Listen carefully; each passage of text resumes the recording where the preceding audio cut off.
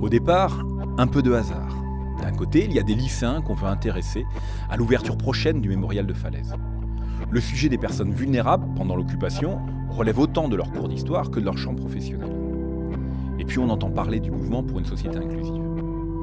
De l'autre côté, il y a l'essor, avec des travailleurs qui veulent agir pour cette société et qui s'intéressent à cette histoire des années noires, qui est aussi la leur.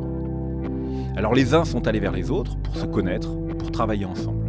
Visite du lycée par les uns et travail au sein de chacun des ateliers de l'ESAT pour les autres. L'histoire des travailleurs va émouvoir les élèves. Ils vont découvrir ensemble une histoire bien plus terrible. On s'est donc retrouvés pour discuter histoire, débattre, visiter, échanger et découvrir le plaisir de le faire ensemble. Ainsi, les travailleurs et les élèves apportent leur contribution à la construction de la société inclusive, en donnant par l'exemple une réponse modeste et généreuse à la question du plus jamais ça.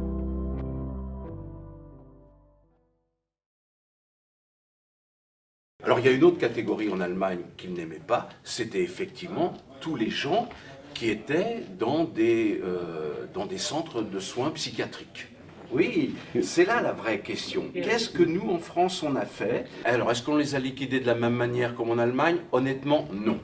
Non, mais on les a mis dans des trains. On a trouvé... Alors, est-ce que c'était volontaire? Est-ce que c'était organisé? Ou est-ce que ça a été fait d'une manière un peu, comment dirais-je, sournoise, hein?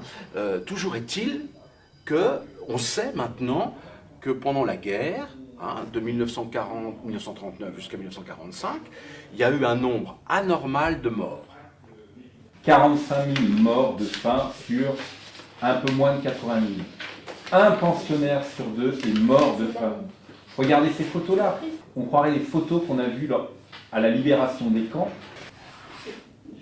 Pour moi, c'est pas une main, donc j'ai un peu de mal à regarder.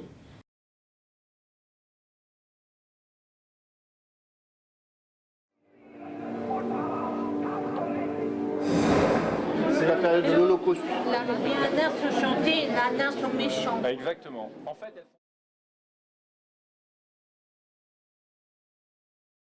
On est arrivé au lycée avec les travailleurs, on venait du mémorial et là, t'as tout le monde qui nous regardait bizarre, on entendait des moqueries, on nous pointait du doigt. Ils savent pas en fait ce qu'il y a derrière. J'avais honte parce que je me dis c'est des personnes, c'est des lycéens comme nous et j'avais honte que les travailleurs voyaient ça quoi. Et je me suis mis à leur place à un moment, je sais comment ils peuvent vivre ça tous les jours quoi. Et c'est comme disait David, nous on a vécu ça une heure, eux c'est tous les jours, toute l'année quoi. Donc Et après, même qu'elle a un handicap, peut-être que la personne n'est pas aussi différente que toi. Disons, ils n'osent pas venir nous parler. Et nous, de notre côté, c'est pareil, on a tellement moqué qu'on n'ose pas aller vers les gens. Rien que les regards des gens peuvent être blessants en fait. Une qui pense quoi de vous, des personnes Qu'on est des personnes comme tout le monde. Qu'on a un travail, qu'on a une vie sociale, et qu'on fait partie de la société. Qu'on ne nous mette pas à côté. C'est assez choquant de voir des photos des personnes comme nous qui sont maltraitées, tout ça parce qu'ils ont un handicap. Tout ce qui était pour personnes normales, on les mettait de côté. Et dans les familles, c'était pareil, un enfant handicapé, c'était pas un enfant. C'était tabou, on n'en parlait pas. Je trouve que c'est horrible. C'est pas parce qu'on a un handicap qu'on soit mis de côté. Il suffit qu'il y ait une guerre civile, on pourrait remettre les personnes handicapées de côté, retourner en 60 ans en arrière. C'était plus facile d'oublier les personnes qui sont mortes de faim. On a tué des propres Français, nous les Français. C'est pour ça pourquoi on a attendu 60 ans pour en parler. Vu qu'on est handicapé, d'accord, mais on vit comme les autres, on vit comme tout le monde. Noir, blanc, pour moi on vit comme les autres.